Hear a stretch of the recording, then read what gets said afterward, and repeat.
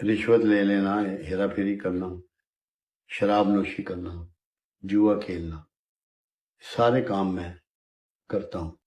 میں کہا بس، میں کہا میں تجھے یقین دلاتا ہوں کہ تو 100% بخش ہو جائے گا۔ کہنے لگا کیسے؟ میں کہا قرآن یہ کہتا ہے کہ ہم نے دوزخ شیطان کی پیروی کرنے والوں کے لیے بنائی ہے۔ ہم نے دوزخ شیطان کی پیروی کرنے والوں کے لیے بنائی ہے۔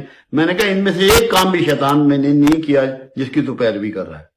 شیطان نے شراب نہیں پیتی، شیطان نے بدکاری نہیں کی تھی۔ میں نے کہا جو شیطان نے کام کیے ہیں وہ تو نہیں کرتا، تو ملنگ آدمی ہے۔ میں نے کہا اس نے کبر کیا،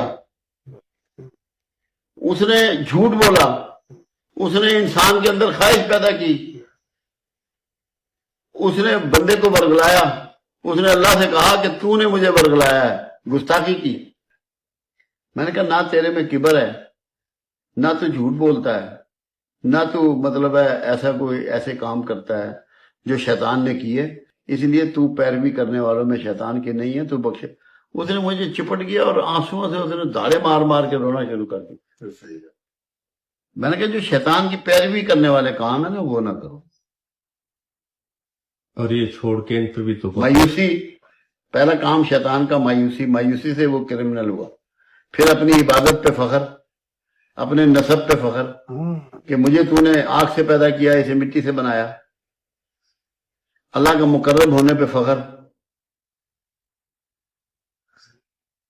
میں نے کہا کبر جو تھا اور حسد کہ اس کو خلیفۃ الارض بنا رہے، حسد، یہ کام ہے میں نے کہا جو شیطان کی پیروی والے ہیں۔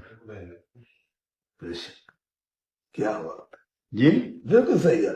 اس کا مطلب نہیں ہے باقی کام کو کرو وہاں پہ۔ ہاں سوال اگلا سوال یہی جواب دیتا ہے بابا جی کہ جو باقی کے کام کر رہا تھا وہ برے کام ہیں، ہاں جی، ان کو اللہ نے روکا ہے قرآن میں، جی بابا جی، مگر وہ شیطان کی پیروی میں نہیں آتے۔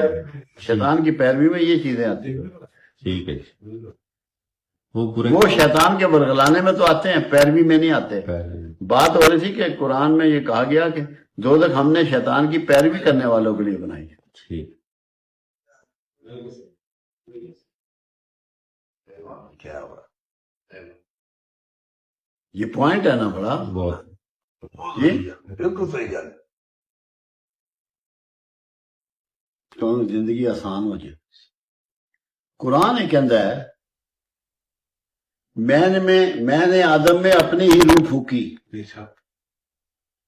انہیں تمہیں دس دیتا وچ تے میں ہی ہاں، تسی نہیں